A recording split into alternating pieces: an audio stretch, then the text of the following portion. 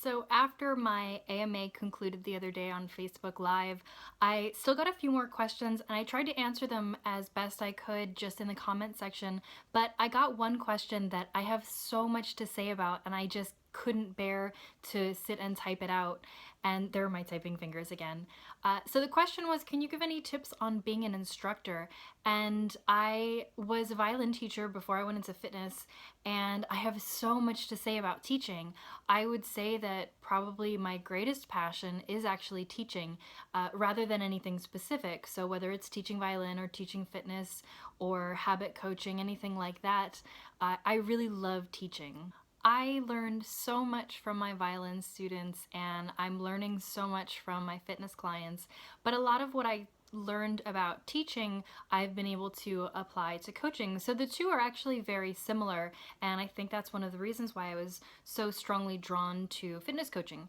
And one of the first things that I do with my violin students and one of the first things that I do with my fitness clients is I'll figure out three things. I did mention this in the Q&A, but I'll go over it again for those of you who didn't see it. The first thing that I find out is what their past history with it was like. So for violin students, I'd ask them if they've ever played before, what have they played, what groups, what styles, everything about their past history of playing in music. And fitness clients, how active they've been in the past, what sports or what other types of activity have they done, diet, things like that, what their present is like. Violin, are you playing now? Blah, blah, blah. For fitness, are you staying active now? What does your diet look like right now? All that kind of stuff. And then future. So this is really, really important because this is also going to be a big part of what guides the program or the plan that I go with. So violin students, what level do you want to achieve, or what pieces do you want to play? What are your short-term, midterm, and long-term goals? And same thing for fitness. Where do you see yourself in 3 months? Where do you see yourself in 3 years? What are the most important goals to you? What are your secondary goals? And all of that kind of stuff. So that's number one. The next part is really fun for me, especially with my violin students, and that was figuring out what their learning style is like. Additionally, every student had a different attention span, and I would come up with different techniques to respond to what kept their attention. So different students really respond well to just having a straight explanation, and they want to know exactly what's going on, what's happening on the string, what's happening in their hand with the bow, what should be happening in their fingers, and they really like to have everything explained in great detail. And I felt like it was much more cerebral, more so than demonstrative or interactive. And then there are other students that, you start explaining something to them and they're start looking at something on the wall. So in those instances, I would do whatever I could to just move on quickly, bring up the energy, and start moving on to something new, whether it was demonstrating it, playing a game, getting them involved, getting them to try it out right away, and just really, really engaging them if that was how they learned. I would say most students learn well by demonstration, but I know that there are some teachers that are very hands-off and will just explain what they want. Some students also tend to remember different concepts better when you give them vivid associations. Some of the things I did with both kids and adults, so in terms of how I wanted them to hold their bow, I would want different spaces in different parts of their fingers, and so we would make little animal faces and things like that. So just kind of funny, silly, or very descriptive ways to remember concepts and techniques. All those different learning styles, figuring it out for each individual just took a lot of trial and error. So it was over a course of weeks or months that I'd be getting to know them and figuring out how exactly they responded, what actually got things to stick, and so that we wouldn't have to be repeating the same concepts over and over again. I would just get a feel for what their learning style was and teach to their learning style. Figuring out how to make things stick and how people respond and learn is something that I think I'm still getting a feel for in terms of online coaching, because I am missing that physical interaction, and because it's not a specific physical technique that I'm teaching them, but how to approach things a little bit differently and how to respond to different stimuli in their own environments to kind of guide where we want to go. For my violin students, I would also have to figure out what kind of criticism worked well for them. And some students can take very straight criticism. It seems a little bit harsher or a little bit more rude. And some students need to have that softened. So I would see how they responded to different types of criticisms.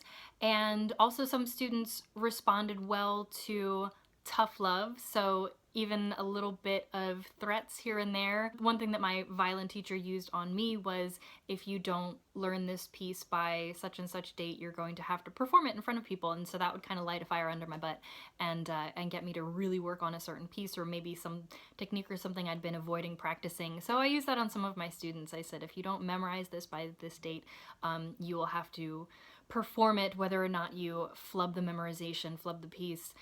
And it worked. But for some students, those kind of techniques in terms of motivating them didn't work at all and actually had the opposite effect and were demotivating. So I would also test out what types of criticism and what types of tough love or threats they needed, or whether to stay away from those altogether. And then also, some students, rather than criticism, do well if instead of criticizing them, you focus on what they've done well. Just shower them with praise, and that's the most motivating thing, rather than cracking the whip. I was not a terribly mean or tough teacher, so I would spend a lot of time thinking about how to make our lessons fun, and I came up with a lot of different games, especially for kids, but also with adults, and different ways to think about how to make their own practice and learning experience fun. Related to practice would be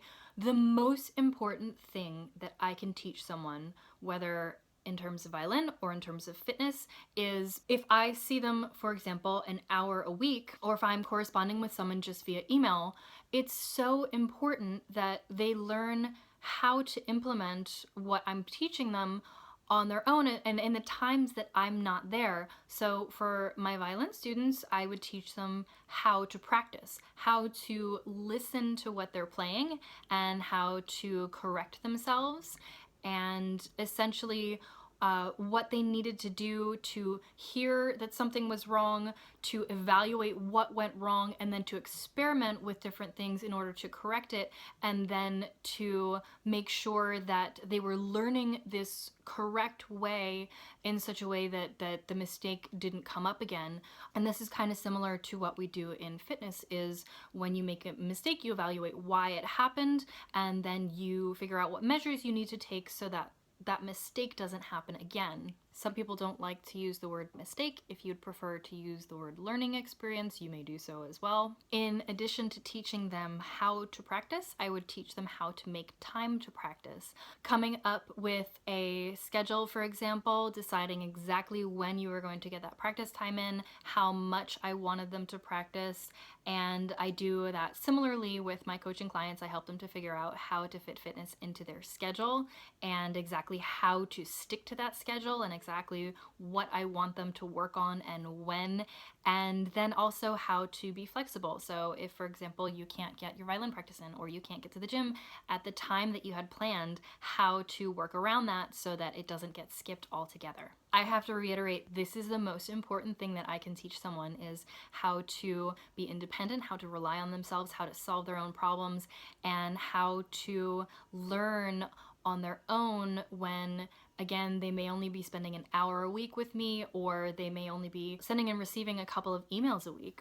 That brings me to my last point. I just mentioned solving problems, and that's something that I do with them when we do have that time together. So either a student or a client comes to me with some sort of problem. Oh, I have this came up in my schedule. I'm having trouble with this technique. I'm having trouble implementing this or that, or I really hate this exercise. Can I do something else? I can't make it to the gym.